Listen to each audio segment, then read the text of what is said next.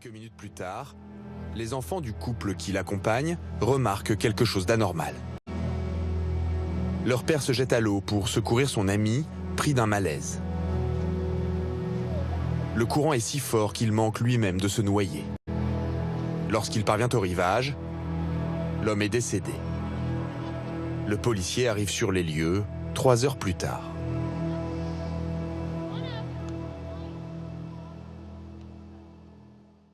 Qui devait vivre ou devait mourir, mais pas Mengele.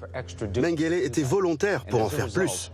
Et donc, pour des centaines de milliers de déportés, la première chose qu'ils ont vue en descendant du train, c'est son visage. C'est de là qu'enfant comment s'occuper de la ferme. Ce n'est pas sa ferme, ce ne sont pas ses enfants.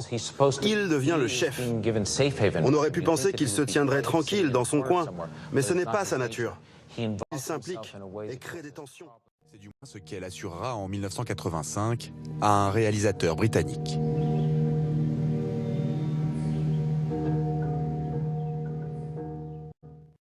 À cette époque, Joseph Mengele se sent abandonné. Il passe des heures à son bureau. Son moral est en berne.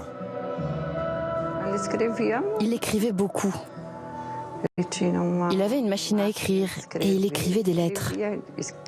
Je n'ai jamais su pour qui, mais il écrivait beaucoup de lettres.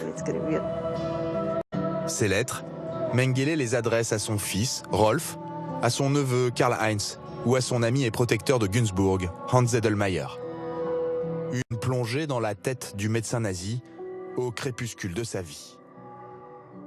Il ne pensait pas que